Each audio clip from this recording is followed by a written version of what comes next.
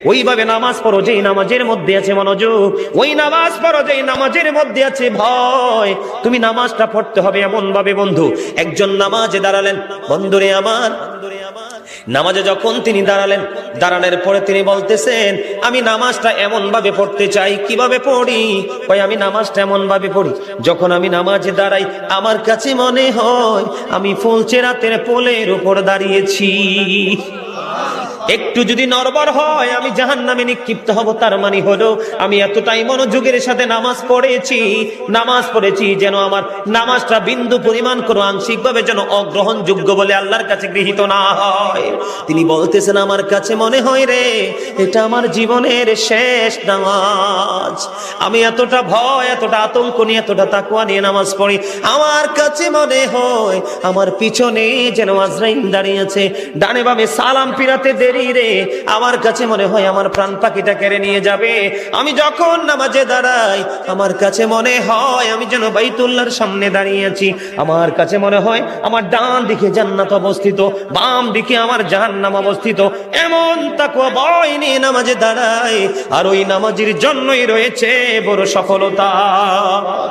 জোরে জোরে বলুন না সুবহানাল্লাহ, আর জোরে বলুন সুবহানাল্লাহ। বন্ধুরে আমার, নামাজ এতটা তাকওয়ার সাথে এতটা মূল্যায়ন করে নামাজটাকে পড়তে হবে। আমাদের একজন কিতাব গ্রন্থের প্রণেতার নাম শুনেছি ইমাম বুখারী।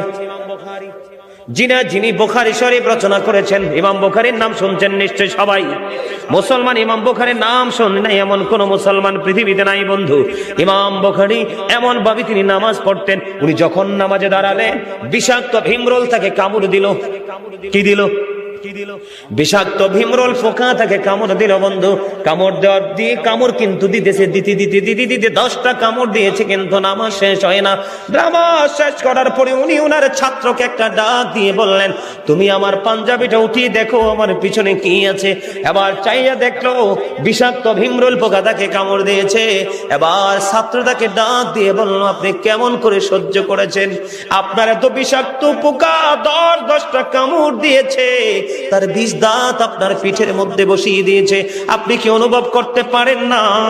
তখন বন্ধু ইমাম বুখারী একটা ডাক দিয়ে বলল, রে আমার ছাত্র, তুমি শোনো গো, আমি যখন নামাজে দাঁড়িয়েছি আমার মালিকের দিকে ধ্যান করে যখন আমি কোরআন তেলাওয়াত শুরু করলাম, আমার কোরআন তেলাওয়াত আমার কাছে এতটাই মধুময় মনে হয়েছে, আমার পিঠে কে কামড় দিয়েছে সেটা আমি বুঝতেই পারিনি।